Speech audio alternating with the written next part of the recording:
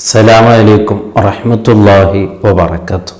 ബഹുമാനപ്പെട്ട ഈസ നബി അലൈഹിസ്സലാം ഒരിക്കൽ പർവ്വതങ്ങളുടെ ഇടയിൽ ഇബാദത്ത് ചെയ്യുന്ന ഒരു മഹാനെ കണ്ടുമുട്ടി.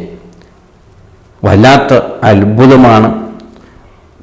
അവിടെ ആരുമില്ല, തൻ്റെ കുടുംബമോ അല്ല മറ്റുള്ള ജനങ്ങളോ ആരുമില്ലാതെ, ഒരു താമസിക്കാൻ ഒരു സൗകര്യവുമില്ലാതെ ഒരു മരത്തിൻ്റെ അടിയിൽ നിന്ന് അയാൾ ഇങ്ങനെ ഇബാദത്ത് എടുക്കുകയാണ്. അല്ലാഹുവിന് വേണ്ടി നിസ്കരിക്കുകയാണ്, ദിക്ർ ചൊല്ലുകയാണ്, മറ്റുള്ള ഇബാദത്തുകളൊക്കെയും അയാളിങ്ങനെ ചെയ്യുകയാണ്. ബഹുമാനപ്പെട്ട ഈസ നബി അലൈഹിസ്സലാമിനിക്ക് അദ്ദേഹത്തിനെ കാണുമ്പോൾ വല്ലാത്ത അത്ഭുതം തോന്നി, വല്ലാത്ത അതിശയം തോന്നി. അവിടെ നിന്ന് ബഹുമാനപ്പെട്ടവർ അദ്ദേഹത്തിനോട് സംസാരിക്കാൻ വേണ്ടി കുറച്ചു നേരം അവരെ കാത്തിരുന്നു. അങ്ങനെ കുറേ നേരം അദ്ദേഹത്തിൻ്റെ ഇബാദത്തുകളൊക്കെ കഴിഞ്ഞ ശേഷം ബഹുമാനപ്പെട്ട ഈസ നബി അലൈഹിസ്സലാമിനെ അദ്ദേഹം കണ്ടുമുട്ടുകയും അങ്ങനെ കുറേ നേരം അവർ തമ്മിൽ ഇങ്ങനെ സംസാരിക്കുകയാണ്. ആ കൂട്ടത്തിൽ വളരെ അത്ഭുതത്തോടുകൂടെ ഈസ നബി അലൈഹിസ്സലാം അദ്ദേഹത്തിനോട് പറഞ്ഞു, നിങ്ങൾ കാലന്തോളമായല്ലോ, കുറേ കൊല്ലങ്ങളായല്ലോ നിങ്ങൾ കാണുമ്പോൾ ഇവിടെ മനസ്സിലാകുന്നുണ്ട്, കുറേ കൊല്ലങ്ങളായി ഇവിടെ നിങ്ങൾ താമസിക്കുന്നതും ഇബാദത്ത് ചെയ്യുന്നതും. പക്ഷേ നിങ്ങൾ ഇവിടെ തണുപ്പ് കാലത്ത് അല്ലെങ്കിൽ മഴക്കാലത്ത് അല്ലെങ്കിൽ ചൂട് കാലത്ത് എങ്ങനെ നിങ്ങളിവിടെ ഇബാദത്ത് ചെയ്യും? കാരണം നിങ്ങൾക്ക് അതിനെ സംരക്ഷിക്കുന്ന യാതൊരു വീടോ അല്ലെങ്കിൽ അങ്ങനെയൊരു യാതൊരു വ്യവസ്ഥയും ഇവിടെ ഇല്ലാത്ത സ്ഥിതിക്ക് ഇങ്ങനെ ഓപ്പണായി ഒരു സൗകര്യങ്ങൾ പോലും ഇല്ലാത്ത രീതിയിൽ നിങ്ങൾ എങ്ങനെ ഇവിടെ ഇബാദത്ത് ചെയ്യുന്നു? എനിക്ക് വല്ലാത്ത അത്ഭുതമാണ്.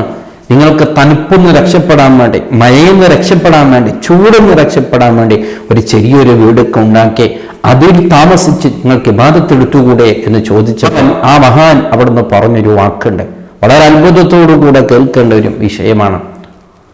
ഓ നബിയെ, എനിക്ക് അല്ലാഹു ആയുസ് നൽകിയിട്ടുള്ളത് അത് കുറച്ചു കാലം മാത്രമാണല്ലോ. അപ്പൊ ആ കാലങ്ങളിൽ ഞാൻ മുഴുവനായിട്ട് ഇബാദത്ത് ചെയ്യാനാണ് ആഗ്രഹിക്കുന്നത്. ആ കാലങ്ങളിൽ ഒരല്പസമയം പോലും അള്ളാഹുവിൻ്റെ ഇബാദത്തൊന്ന് വിട്ടു നിൽക്കാൻ ഞാൻ ആഗ്രഹിക്കുന്നില്ല.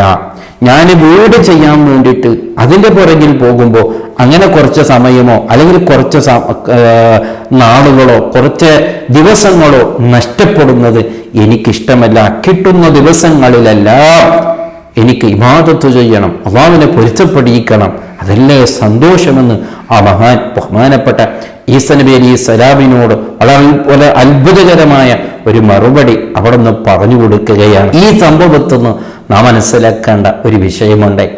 നാം അത്രയൊന്നുമല്ലെങ്കിലും വളരെ ഗൗരവത്തോടു കൂടെ ചിന്തിക്കേണ്ട ഒരു വിഷയമാണ്. നമുക്കും അള്ളാഹു കുറച്ച് ആയുസ് നൽകിയിട്ടുള്ളത്.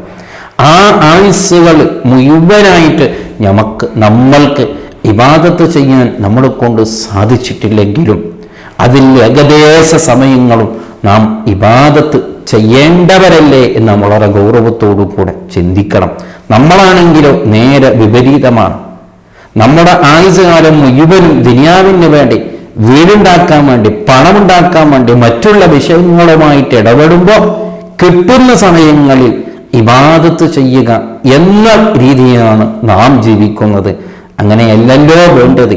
കൂടുതൽ സമയം ആഖിറത്തിന് വേണ്ടി, അള്ളാഹുവിന് വേണ്ടി, ഇബാദത്തുകൾക്ക് വേണ്ടി, മറ്റുള്ള നന്മകൾക്ക് വേണ്ടി ജീവിക്കുന്ന കൂട്ടത്തിൽ കിട്ടുന്ന സമയത്ത് ദുനിയാവിന്റെ പിന്നാലെ പോവുക എന്ന രീതിയല്ലേ, എന്ന ശൈലിയല്ലേ നാം ജീവിക്കേണ്ടത്? അതിന് വലിയൊരു പാഠമാണ് ഈ ചരിത്രം. അതേ, നമുക്കും കുറച്ച് സമയം മാത്രമേ ഉള്ളൂ. ആഖിറം നേടാൻ കുറെ സമ്പാദിക്കേണ്ടി വരും, ഇല്ലെങ്കിൽ ആഖിറം നഷ്ടപ്പെട്ടു പോകും. അത് നേടണമെങ്കിൽ ധാരാളം ഇബാദത്തുള്ളവരാകണം.